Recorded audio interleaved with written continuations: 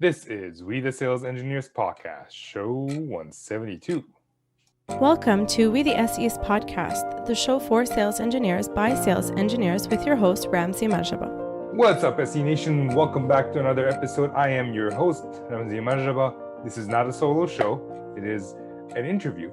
And the gentleman I'm interviewing today, we've been talking about getting together on the podcast for close to a year now. He goes by the name of Kerry Sokolsky. I think that's what his parents named him. So Kerry owns his own business. He does, I don't want to kind of, in summary, he does demo reviews. I think he does a lot more, but that's, I guess, what I know him for, and that's what we discuss. Check out his website, presalesmastery.com. There will be a link in the show notes for your benefit as well. And we talk a lot about demos and in general, and because Kerry watches demos all day, every day, that's the topic I wanted to talk to him about. He has, if you go on his website, he discusses what he does actually, and I'm bringing it up right now, presalesmastery.com. He has like he'll talk about it on the podcast, but he looks at a lot of different aspects of the demo, from performance to what the content is and engagement with the end user and the customer. So we talked about a lot of things, about what he looks at, what he looks for, and how we can improve. And it was just a joy to talk to him. Kerry is very open, very honest about everything that he does. So it was great. It was easy. And, with that, let's just jump into the show and see what we discuss.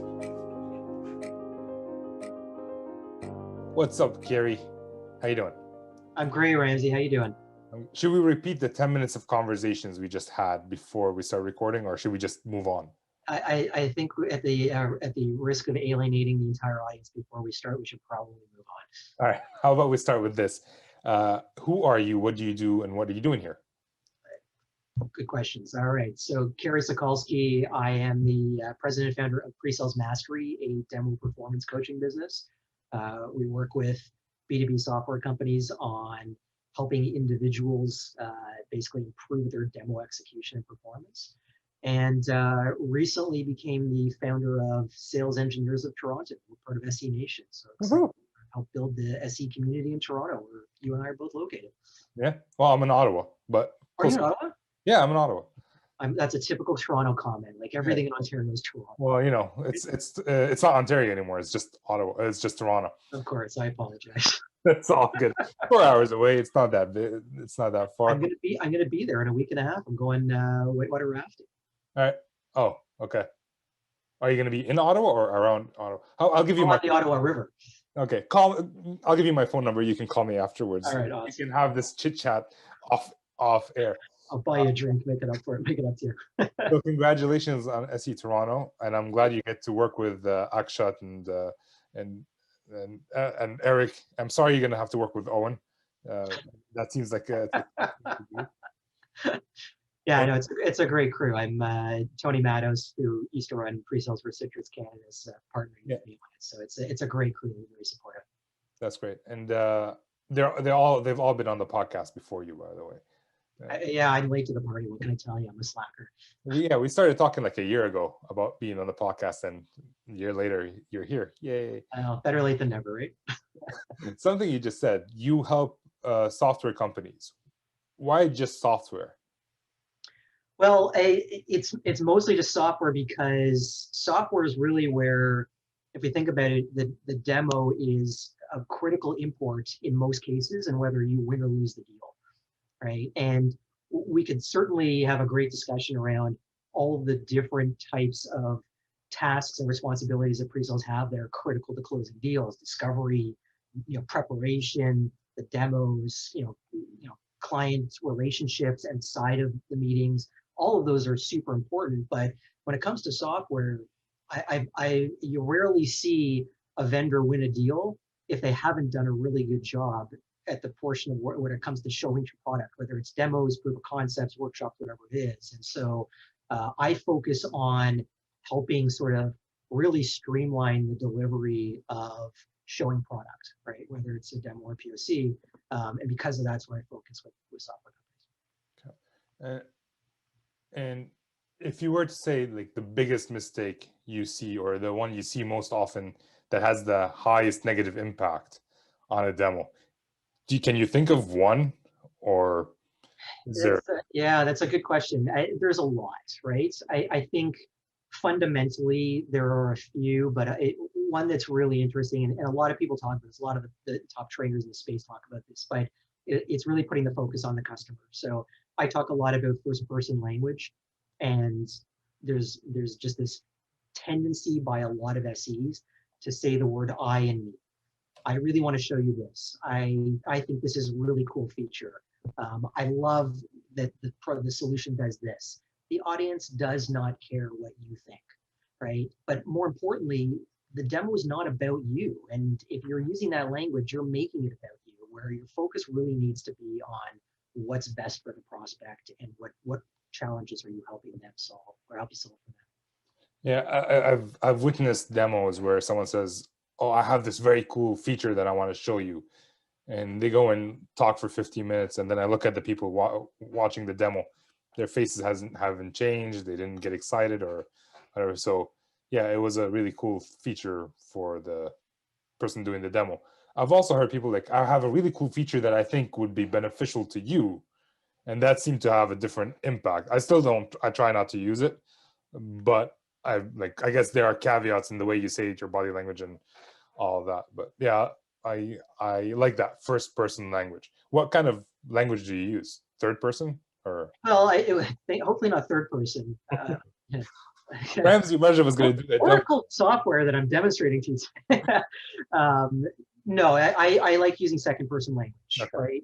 Right? You told us that, you struggle around automating these types of workflows and it's causing X, Y, and Z problem.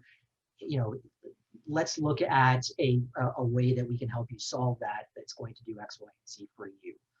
Right, so it's really reinforcing that second person language, using you, and that focus where they can envision, the prospect can envision themselves in the solution or how it's going to work for them.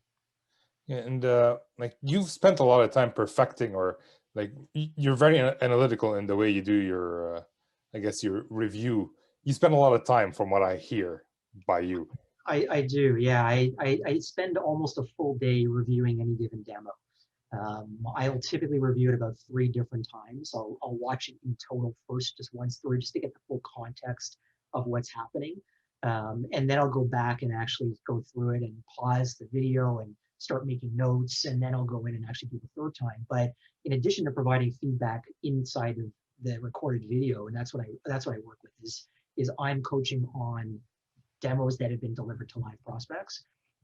Is I have a 95 metric demo performance scorecard that covers sort of 13 main categories, from audience engagement to question handling to technical delivery, verbal delivery, the opening, the close. And it's really a good sort of objective, or at least as objective as a human can be, way to really granularly evaluate how someone's doing across all the sort of best practices that you're hoping they're going to bring to the table in any given demo. And you can argue, oh, it's a scorecard. There's going to be a human element and subjectivity into it, and that's why, in order to avoid arguments with SEs that I'm an 8, not a 7, I use a very simplified 2-point scale for every one of those metrics. People either get a 0 because they're not doing that particular best practice. A 1 is they're doing it some of the time or so, or a 2 is they're doing it all the time really well. I really want to remove sort of the human element out of that score, so we can get a really objective view of where someone's excelling and where they need some improvement. Okay, 95 metrics, 14 areas, a full day of watching video, basically. And like a lot of companies think, oh, I have my manager, like VP of sales would say, oh, well, the manager's job is to go do that. But if the manager's spending a full day watching video, they're going to say, like, what are you doing with your time? Which is, I guess, where you come in. But it is, and it's a common question, right? Like I get asked that when I'm talking to sort of global pre-sales leaders. The first question to ask is, shouldn't my team leaders be doing this? And the first response is exactly what you said, which is, A, do they even have the time to do it? if they do have the time for coaching, and to be fair, they should all be doing coaching, right? Coaching, there's lots of studies that show that coaching is the single best way to improve sales outcomes, right? In terms of win rates and sort of attainment to target. So coaching is absolutely something that everybody should be doing, but I would argue that most first line managers are better off coaching on specific opportunities and the strategy for that opportunity and progressing it, rather than spending time dealing with the tactical execution of delivering great demos. And that's where they can sort of offload to me. The other challenge is how many managers have been formally trained in how to be effective coaches, right? And how many of them are able to bring a really broad perspective to the table and give a good breadth of sort of coaching feedback. Well, that's what I was going to push back at you. It's like, I don't think the managers are really the people that should be coaching either, for a multitude of reasons. But basically, I was talking to an SE yesterday, and he said he didn't like to talk to his manager because he didn't want to seem stupid. Right. And that's just one. There's a million reasons why they shouldn't, Yeah. but that's just one. Right. Yeah, it's a really interesting one. It's I mean, it's kind of a funny, not a funny point. It's an interesting point. I was watching actually a webinar today, but that sort of references. But it's some of the feedback that I give when I talk about not using jargon, right? And the challenge with jargon, for example, is that most people are afraid to admit ignorance, right? So similar to your point, but I don't want to talk to my manager because I'm afraid I'm not doing the right thing or I'm going to say something silly. So your prospects don't want to admit, oh, what do you mean by CAP or whatever acronym you happen to be using at the time? And so what they're going to do is just sit there and not know what you're talking about, right? So it's a really interesting point you bring up. And part of the reason why a lot of clients engage with me is not even necessarily that they're looking for an outside expert to do this, but they'll actually have a situation where some of their team just won't even listen to them. So it's almost the opposite problem where managers want to coach, but their team's not responsive to that feedback. And by hiring sort of this objective third-party expert, they tend to be a lot more receptive to that feedback, at least through my experience. It depends on the individual. And then I worked with one SE who's been on the job for like 6 months, and by the end of like 2 sessions, like, yeah, I'm good, I'm done. Like, done what? It's like, I learned everything I need to know. It's like, all right, good luck. I'll see you in 6 weeks. Yeah, it's a dangerous attitude, right? I mean, I've coached lots of people that have been doing this for 10 or 15 years, and the analogy I give them, because a lot of them tend to be somewhat skeptical when they hear they're going through this coaching program. So I've been doing this for a long time. I'm doing great, hitting my numbers all the time. And the analogy I use is, look, even the best athletes in the world use coaches, right? Like Michael Jordan had Tim Grover as conditioning and shooting coach his entire career, and he recognized that that 1 or 2% improvement could make the difference between hitting that game-winning shot and not. And similar for us SEs, getting rid of 1 or 2 bad habits or learning 1 or 2 new tricks could be the difference between winning 1 more deal every year. And what does that mean to your commission check at the end of the month? 100%. Did you read Tim's book? I didn't. I need to. That's on my list. Okay. Well, if you want, this is for the general population who are listening. He was on a recent episode of a Bigger Pockets podcast. And if you're not familiar with Bigger Pockets, they're about real estate, but they also talk about leadership and mentality and all that. So you might want to check it out. It was one of the better ones there. I'll send you a link later. I'll even put it on the show notes. Appreciate it. All right. So has anyone ever recruited you and sent you a demo and you watched it and the perfect demo? Has that ever happened, or as close to perfect as it can be? Because I've seen some really good demos, and so I mean, look, no one's ever perfect, so I'm certainly not perfect, right? It's funny, Chris White and I work on a couple of projects together, and Chris asked me to coach one of his demos recently, right? And even the best of us can always use a different perspective, right? And I think that's what it sort of comes down to is, even if the demo is great, there may be 1 or 2 other things that could be added that might even make it better, right? And that's really what it comes down to is for people that are doing this for a long time is, could you be even better than you are, right? And most people could be, even if it's marginal. And you know what the great thing about that with Chris is he asked me to do the same. So there's this guy who is a trainer who's been doing this for 20 years, asking, like, I'm a rookie compared to him, and you've been doing this for a while, like, and he's still asking for feedback from people, and and then you have a guy who's been on the job for 6 months and saying, I'm good, I learned everything I needed to learn. Yeah, I think that's a dangerous attitude. When I'm talking to pre-sales leaders about my coaching program, I will typically ask them to sort of plot their team on a 2-point axis. On one axis, sort of their overall perceived performance of that individual, and the other axis, their receptiveness to feedback. And at the end of the day, if they're completely non-receptive to feedback, they're not a good candidate for the coaching, right? Because it's a waste of money, right? I could give them amazing ideas and amazing advice, and if they're not open to it, and I'm wasting their time and I'm wasting the company's money. Yeah. And one thing you just said that what did I want to say? You were talking about SEs hitting their quota. I don't need whatever. I hit my quota for the first 2 years, and I didn't know what discovery was. So hitting your quota doesn't mean you're a good SE. Just might mean that you have a very good salesperson, or the customers just want to buy from you. I'm really glad you brought that up. I think that's a really, really relevant point. I think too often today, what the perception of good performance is based on either some sort of performance type metric around attainment to quota or total revenue generated or number of deals closed, or some even more artificial activity number like number of demos or progression rates and how many you've gone to POC or stuff like that, which ultimately, yeah, there's some sort of influence on whether they're doing decently or not, but that's really not a good measure of whether they're a good or a bad SE. Yeah. Well, there isn't one measure that can tell that. Like you have to take like even number of demos that you did.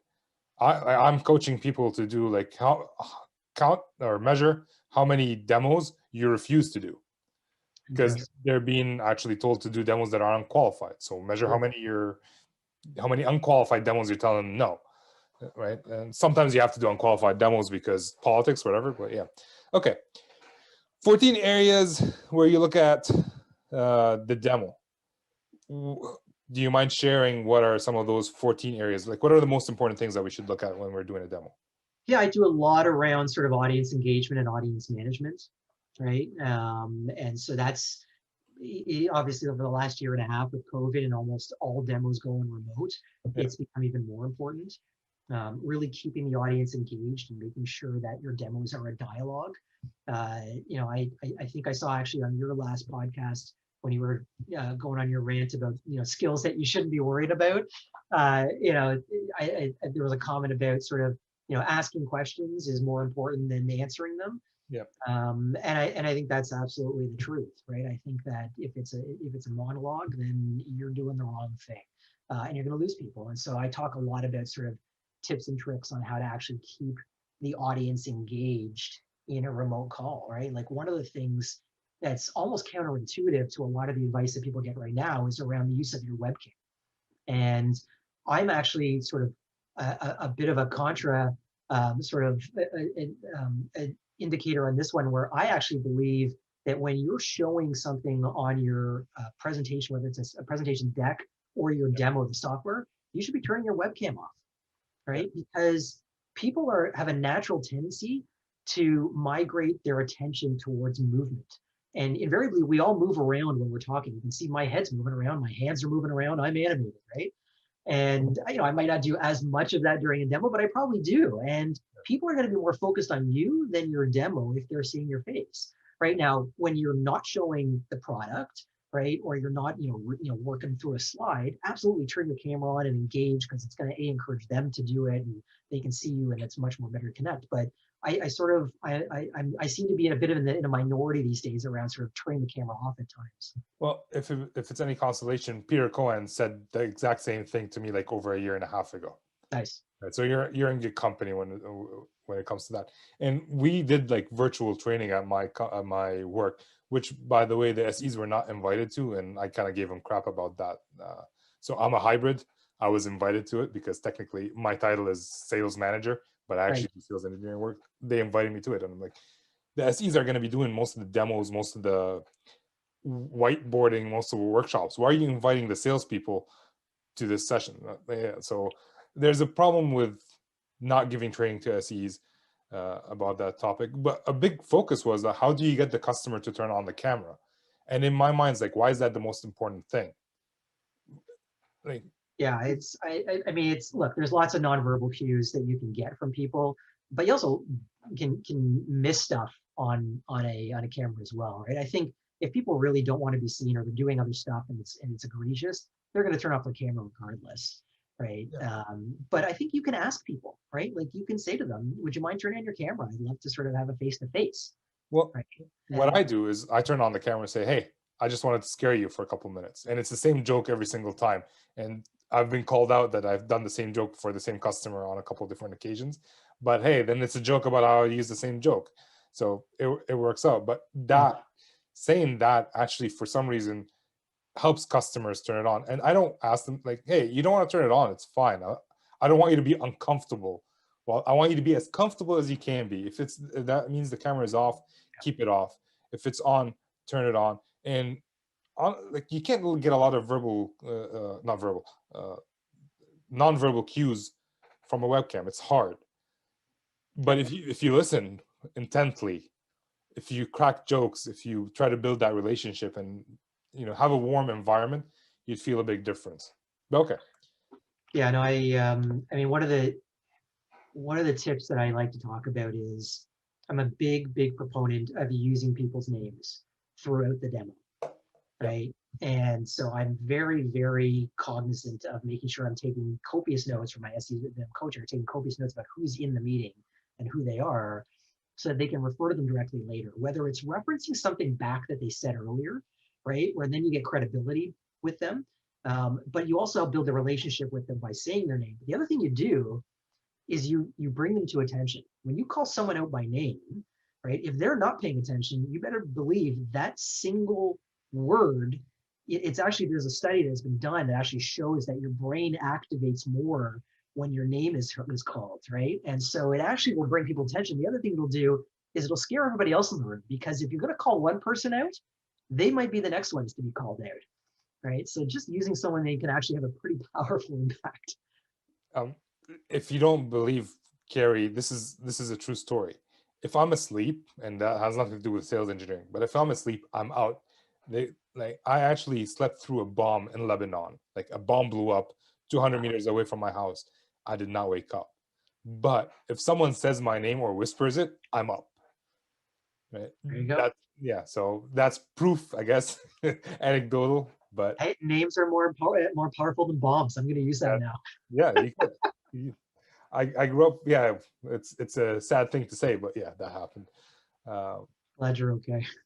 Oh, I had no idea what happened. Honestly, my mom woke me up the next day and she said, "Ramzi, in case anybody asks at university, yes, a bomb did go off 200 meters away from us." Like, Wow. yeah, that was back in 2005 when things were happening in Lebanon. Okay, never mind. So there's calling them by name, turn on the camera. How that's the easy part, or I guess whatever. How do you get them to actually care to answer versus being quiet on the other end and sleepy? Well, I think one thing that I see a lot of SEs and frankly account execs do as well really poorly is they fail at the introductions portion of their meetings, because and try and see this when you're in your next meetings with other people, how they do introductions. When you get into the meeting, the majority of demos that I see, the account exec's normally the one doing the intros. And what they'll say is, okay, let's go around the room and have everyone introduce themselves. And what does the introduction entail? It's what's your name and what's your role? And that's it. And while those are important to know, what's 10 times more important is why they're in the room in the first place.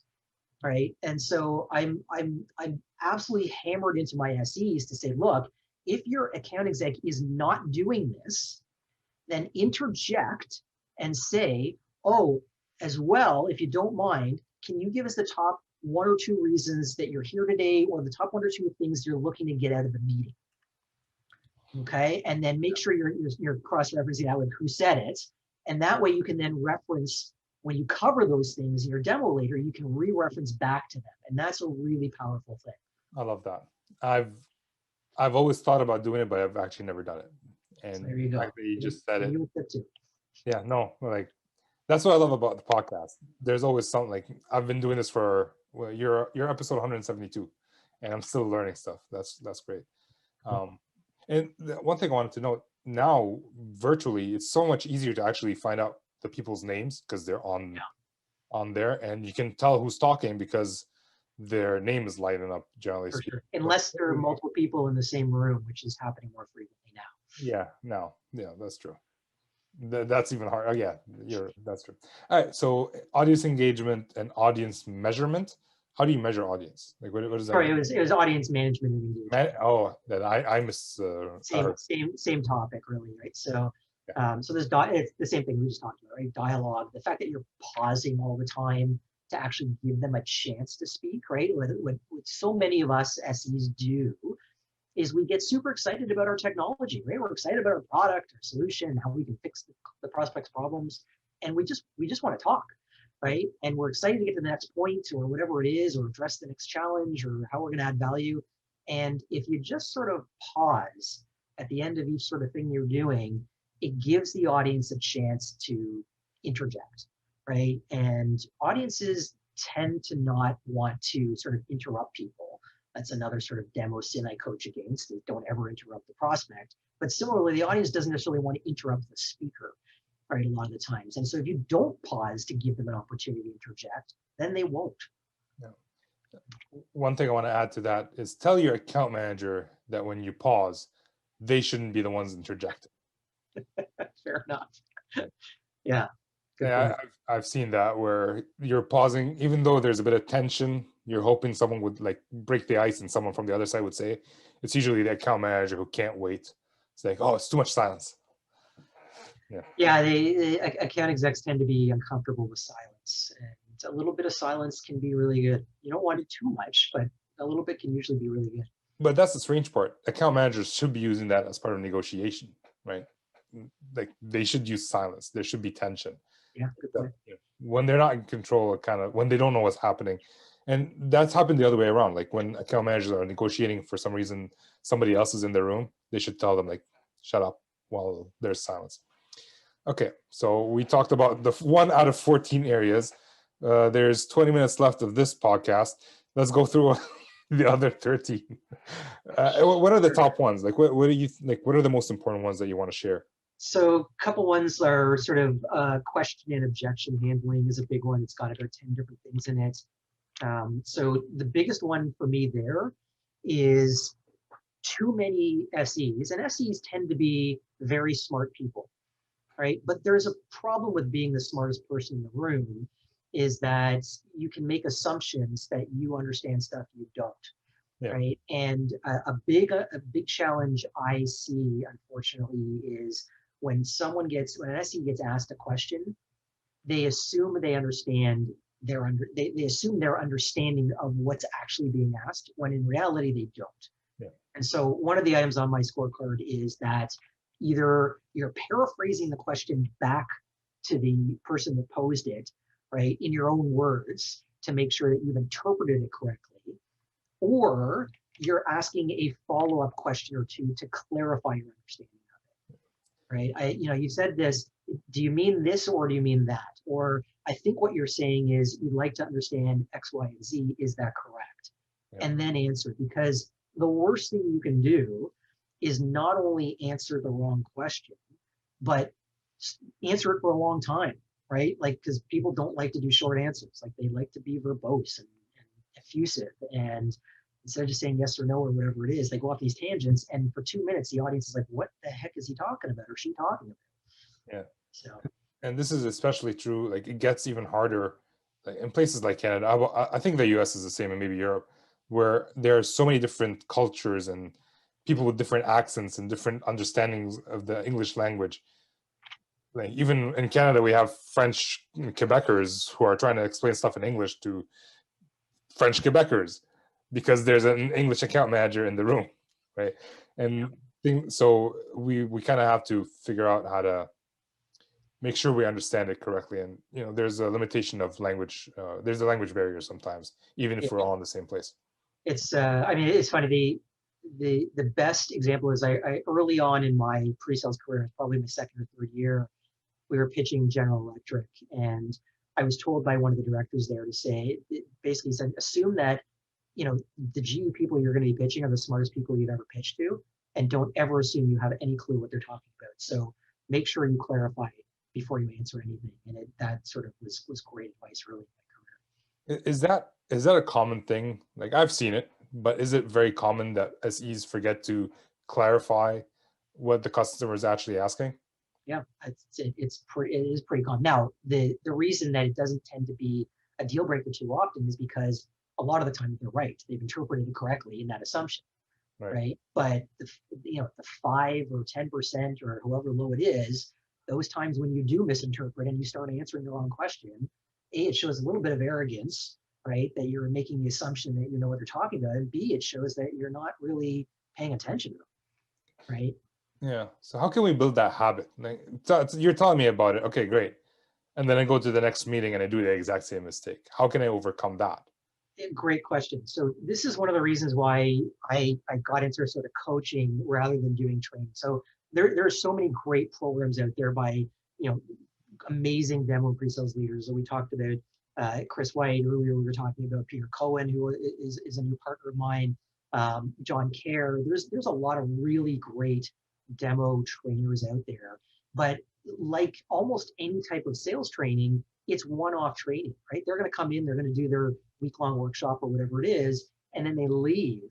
And a lot of research has been done that shows that one-time training, you lose at least 90% of it within a month if it's not regularly practiced and reiterated on. And that's not just pre-sales or demo, that's any type of sales training, which is why sales kickoffs tend to be such a waste, because you do this massive brain dump on your team, and then a month later, everyone forgets everything they learned, right? And yeah, you had some great parties together, and you got to go drink and have great dinners, but at the end of the day, everyone's forgotten what they learned. And so what my coaching does is I do 3-month engagements with my clients where I'm coaching them on demos over a 3-month period, where I'm reiterating and repeating and continuing to sort of force that feedback onto them in a repetitive way, where it starts to become part of their sales muscle memory so that they don't forget it. So what happens after those 3 months? So typically one of two things happens. One is either they renew with me if they feel like they need to continue. And in a lot of cases, it's a subset of the people that are participating. Maybe some of the more seasoned people have gotten what they need out of it after 3 months, and some of the more junior SEs will say, we'd like a couple more months worth.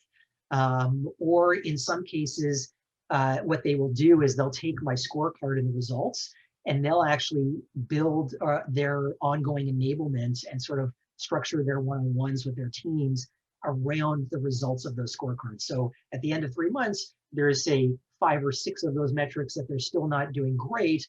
That's where they're focused their own internal enablement on when they're working with their team. So you don't fire them after 3 months, say, I'm done with you. Like, I've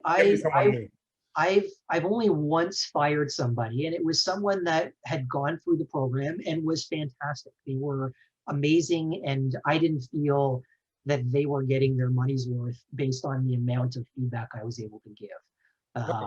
Right? Because I don't want to take people's money for nothing, right? I'd rather that I'm delivering value to them the same way everybody wants to deliver value to all their clients, right? So. Yeah, well, yeah, no one wants you to take their money. I've never seen that. Just please take my money. Be a nice problem to have, I guess. Yeah. And speaking of objection handling, we had Doug Brown a few weeks ago. He wrote the book about objection handling, and it's not usually something that SEs talk about, or SEs are talked about that topic. And the main mistake that I see from SEs is getting defensive.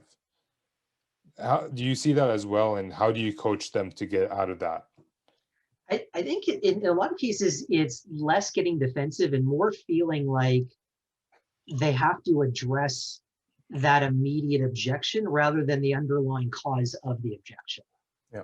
Right. And I think that's where they sort of get off the rails a lot of the time. I think if you can unpack the objection and really understand what's driving it, you can answer it much more effectively than just saying, oh, I'm just going to deal with whatever it is. Now, you're always going to get the stump the chump type folks in your demos occasionally, where they're just there because either they're IT folks and they, that's their job is to be confrontational, or you've got people where I've seen this, and this is a very real problem in a lot of when you're selling a line of business is that sometimes the solution you're selling is either going to eliminate someone's job or a good portion of their responsibilities. Yeah. And that can be extremely threatening. So if you don't handle your messaging really carefully in those situations, the line of business users can get very sort of confrontational too. Right. And so that to me is more about being proactive about the fact that, look, we're not eliminating your job and being careful about how you're messaging that, rather than we're sort of unlocking your time to do more value-added activities. Yeah, we had a meeting once, and one of the benefits was, oh, you won't need these people anymore. And one of the leaders of those people was in that room. Yeah. I don't think we got the deal. And so that's a tough one. yeah. Yeah, spoiler alert. Making people obsolete is not usually what they want to hear. Yeah, I try to phrase it in a way like, I try to figure out, like, if you're not doing this, what else are you doing? What could you be using your time for? Right. Oh, I could be using my time for that. And okay, if you do that, how will that help a company? All right, yeah, okay, well, there you go. Now we just freed up 15 hours of your time. Go do that. Absolutely. So can you share one more? What's one more aspect that you're looking at? I think we're gonna do like another 10 episodes to cover all 14 areas, but I like it. So another big one is around messaging and content. And so when I start with a new client, I'm never an expert in their space. Invariably, I end up watching a lot of their demos across a lot of their people. And so I end up seeing more of their product than usually they do, right? Yep. In very short order. So by like the third or fourth one, I start to give really pointed feedback around sort of types of messaging and improving the content, stuff like that. But one that's really interesting to me is that a lot of SEs still feel compelled to show what I call throwaway content, right? Which is, in my opinion, anything that is table stakes. So any vendor in the space can do it, or that really doesn't have any obvious benefits or relevance to that particular prospect's challenges, right? So, for example, integrations with a certain tool might be important. Showing the interface about how you set up that integration probably is not going to win or lose you the deal, and is probably just going to waste a minute or 90 seconds that you could be spending on something much more important. Yeah. Right? And I find too often SEs, even if they're really focusing on value messaging and all this other stuff, still tend to have a lot of this sort of this throwaway content, these real sort of non-value added or table stakes type stuff that isn't moving the dial at all. Nice. So one thing that I've talked to new SEs about when they're new to a company or whatever, their confidence level in the product is not great, mainly because they have a lot to show and they don't know or understand it all. How do you talk about like tackling that? Do you tell them like, just keep repeating the demo over and over, or focus on one aspect? What is the solution that you have in your mind that's worked for most? Yeah, that's a great question, and I think that's just part of an overall enablement and onboarding process where when I was running pre-sales teams, I was a massive component on cross-team learning, right? Where we would have our weekly team meetings, and I think every other team meeting, we would spend half of the meeting where one SE on the team would demo to the rest of the team, and then everyone would provide feedback, good and bad. Right. And that way they're getting a huge swath of different perspectives on how to improve or what to do. And more importantly, is everybody got exposed to everybody else's different styles and methodologies and messaging and all that kind of stuff. Because even if you're doing an amazing job and you're killing it, chances are there are other people on your team that have different perspectives about how to pitch that particular feature, or a different click path to get through this particular value message or part of the tool that could be better than what you're doing, right? And it's getting exposure to that, and I think is really key. So I'm really big on making sure that there's cross-team sharing. And so when I'm doing my coaching, one of the things I do for some of my clients, I don't do it for all of them, but some of my clients, there's a feature in the online coaching platform that allows me to sort of take snippets of the demos that I can then share with the rest of the team. And so we almost make like a best practices library in some cases to share across the team. And that's one way to do it. But watching your colleagues demo live or watching recordings of what they've delivered, to me is the biggest way to do it. It's not just watching yourself and getting feedback on your own stuff. It's watching what everybody else is doing. Yeah, I learn a lot just by watching product managers talk about the product. I don't learn a lot about how they demo the product because usually their demo is really horrible. But the reason why we came up with something over another, right? Because sometimes people ask about that. In my industry, we're selling to people like engineers who wrote the standards, or like they're very much into the bits and bytes. And Yeah. sometimes the reason we came up with this solution versus that solution makes a big difference in their eyes. So I guess it's very I guess industry dependent. Yeah. But Yeah. yeah, Very true. find someone who demos it and watch it. I guess that's the biggest tip. And Yeah. if nobody, But to your point, I just did one of my own demo sets, right? Like I didn't really clarify what you meant by that question, which was it sounds like more related to the product and comfort with the product rather than demoing the product, right? well, And I should the have one and clarified. the same, right? But you know, Well, you answered it. yeah, but to your point, like you went to a product manager and wanted to see how they sort of how and why they built those features into the product, whereas I was more answering sort of how to necessarily demo those features or in the product, and those are two slight nuanced but slightly Yeah. different things, right? Well, yeah, I guess they're nuanced. You can use it as for me in my mind when you're doing a demo, you get asked a lot of like, why did you go this way, not that way? So it's a personal thing for me. You answer the question properly, 100%. Okay, all right, makes me feel My, better. my brain, because I'm also thinking like, what if you're the first SE to a company? You can't watch your colleagues, but you can talk to the CEO or whoever hired you that they could do the demo. So that's where my brain was going, and I couldn't process all that at the same time. Multitasking is a myth. I've been the first SE at a company before, and yeah, watched one of the co-founders demo, but a lot of it is just getting over the fear of not needing to know everything, right? I think that's, me personally at least, I learn much quicker when I'm throwing feet first into the fire, right? And I think it's sort of, you have to experience a lot of these types of questions or objections or situations before you're really going to truly be comfortable dealing with them, rather than just learning them in a classroom or learning from the manager or whatever. You really sort of have to experience them to have that true comfort level. Yeah, and what I've noticed, the more you know and the more you show, the more questions come up that you don't know anyways. So maybe you shouldn't go into the best demo I did was a mistake where they said they wanted one thing, or sorry, my account manager did the discovery and he told me the customer wanted one thing, and then when it showed up to the demo, they said, oh, we know we want something else, like the underlying infrastructure, which I was supposed to show. I skipped all that and just said, here it is. Any And that's questions? what you need to do, right? You need to pivot, Yeah, right? and I walked out of there with the VP of product management. He said, "That's the best demo I've ever seen," and I'm like sweating. I'm like so angry at myself because I didn't qualify the account manager properly. But hey, it worked out. But you made it about the prospect, right? They told I you to had go to at pivot, that point. and you pivoted, right? Well, that's It okay. was not intentional whatsoever, but it worked out. All right, it's time to move on to the not so fire round. Although there's like 13, 11 areas left, we'll leave them for later. Spoiler, we'll leave it as a teaser. And people can reach out to you and get that information, hire you. They will get that information for free. Absolutely, yeah. Reach out to me on LinkedIn. Go to presalesmastery.com. Happy to talk to Yeah. Or ask me about Carrie. I'll let you know. So this is the not so fire round. These are the same 4 questions we ask almost every guest. Okay. What do you love about what you do today in terms of coaching? So I've run sort of pre-sales teams. I've been an individual contributor in pre-sales. I've run sales enablement teams.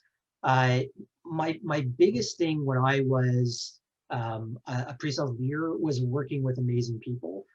What I love about coaching is that I get exposed to so many awesome people. I get to work with tons of organizations and tons of great people. I have occupational ADD in this sort of way, so to speak. And so being able to work with lots of different clients and tons of different SEs, to me, is sort of the way to get around that. And so that's what I like about my business is just I get to work with cool people almost on a daily basis, which is really Great. And so you've been doing this for a while. You've been exposed to a lot of companies, a lot of SEs, and a lot of SE teams. If there's one thing you would change about the role of sales engineering or the way they're treated, or whichever way you want to take it, what would that be? I think I would say to people that pre-sales and sales engineering has a common word in it, and that is sales. And that ultimately, at the end of the day, in almost every case, it should be a sales role. Yes, we don't want to be the prototypical obnoxious salesperson, and we're there to be the trusted advisor and all that kind of stuff, and the bridge between technology and the client needs and that kind of stuff. But at the end of the day, you're going to be much more effective if you're having a sales mindset, that the goal at the end of the day is to get more customers, right, and win those deals, right? And so what I really see as a problem in the industry today, and I'm sort of biased on this because I spent a decade at a Toronto-based software company called Verisync that got bought by IBM, and it was at IBM for a bunch of years, and Verisync's now a private company again. But we were in the incentive comp management space, so I'm very intimately familiar with compensation plans. And if you look at the consensus survey they just did a little while ago on compensation and workload and pre-sales, less than, I think, 31% of SEs hold an individual quota. Yeah. Commission quota. And I speak to a lot of pre-sales leaders about why that's the case. And it doesn't work for every role in every organization, right? I'm not going to say it's a panacea that everyone should be an individual quota, but a lot of the common objections for why people want people to be either on bonus plans or on team-based commission plans, there's such not easy, but there are such workable ways around those objections. And I don't think enough people are doing it. And I think one thing that I've seen make the biggest change in impact on performance across an entire team is switching from team-based comp to individual comp. Because what you really do is you sort of separate the wheat from the chaff, right? The people that are happy to just sort of coast are going to end up suffering, right? And or change their behavior. And the people that are normally going to excel are now going to make a lot more money and be incented to excel even more. And so it really sort of tends to lift all boats at the end of the day. And everybody but does better because of it. And so I would challenge anybody that's on a team-only plan to really, understand why are they objecting to an individual plan. And if they'd like to chat about it more, I'm very happy to talk about comp with them, because I've seen probably 1,000, 2,000 different comp plans in my career, and lots of pre-sales comp plans. So I'm very happy to talk about sort of different workarounds and ways to deal with that. As soon as you said that, it reminded me that I wrote an article for Vivint about one-to-one pairing or an SE pool. And Okay. it's based on like commission, like why all that. And I am all for one-to-one pairing. You could tell that by the blog itself. So I'll add that to the show notes as well. I'll check that out. Yeah. Thank you. All right. Next question. Is there a resource you'd recommend for sales engineers to be exposed to, including Sales Engineers of Toronto? Yeah, and thanks for the plug. There's so much great content now for pre-sales. I mean, we talk a lot about the pre-sales tooling space is exploding with $300 million in investment in the last year and a bit. But what's really great is that there is just so much awesome content from all the great thought leaders in the space. And there are so many of them now. I mean, you look at what Consensus did with DemoFest and the lineup there. I mean, you were a speaker on DemoFest. Your podcast alone is bringing tons of amazing experts to the table. I think if you search out there on LinkedIn for pre-sales, follow the thought leaders in the space. There's probably 15 to 20 that you can follow, either the individuals or the podcasts that are out there. There's sort of the webinars like this one that are out there. And I would say don't look at one source. Look at everybody, because everybody's got great stuff out there now. And you are now more active on LinkedIn and I am. I'm hey, I'm finally on your show, right? a year later. There you go. All right. Last question of the not so fire round. Is there a habit you're working on today that will help you improve? Is there a habit I'm working on today? Wow, great question. Yeah, I think the habit for me, and this, I think we'll go back to your last episode about multitasking, where you went on an awesome rant about multitasking is not a thing, it's not a skill. I find myself working on lots of different simultaneous projects, and when you're running your own business, you kind of have to wear a lot of hats. Yeah. But I think what I'm trying to force myself to do is get to closure on individual tasks a lot quicker, rather than sort of working everything in parallel at once. So I think that's something I'm trying to get better That's a good idea. I approve of that habit. at. Oh, thank you. Whatever it's worth. You already mentioned where people can reach out to find you. You also, like, unfortunately, this is going to air the week after your SE Toronto meetup. But if people want to check out the next meetup, where can they do that? Yeah, great question. Follow SE Toronto, or Sales Engineers of Toronto, on LinkedIn.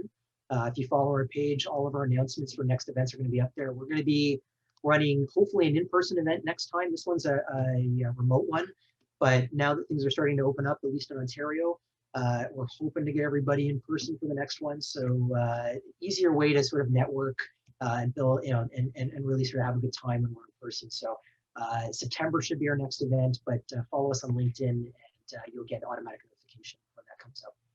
So, okay. So you're having one on July 27th? 27th, next week. Yeah. Yep. So it'll be last week when this airs, unfortunately. But then the next one will be in September. So 2 months after that. Correct. That's good timing. All right, man. Well, it was a pleasure having you on, Kerry. I look forward to our next conversation. You're always welcome here. So, and we'll talk to you later.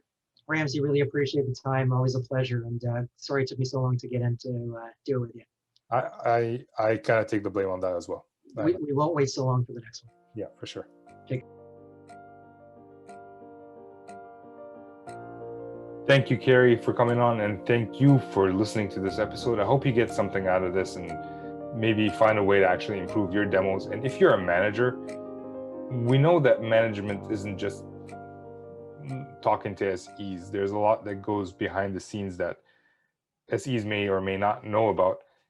So if you have time to watch this demo all day, then by all means go ahead and do that. If not, reach out to Kerry. He didn't sponsor the show or anything. For me personally, I think coaching is an important aspect of sales engineering, and there isn't that many resources out there. There are a handful of resources, so check it out. Go on his website, presalesmastery.com. If you have any questions, you can either reach out to him directly, or if you need someone to introduce you, reach out to me. I'll be happy to do so. Yeah, I'd love to know.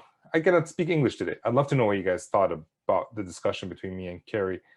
So when I put the LinkedIn post, make sure you comment on it. Let me know what you think. Add your own comments, add your own thoughts. If you have any questions for Kerry, post them on there. I'm sure he'll respond, or we'll do another session if there are so many. We'll do another Q&A with Kerry, and we'll go over those. So yeah, I got nothing else to say really, other than have a great day. I hope you enjoy this, and I will talk to you next time. For myself, I guess. This is Ramzi signing off.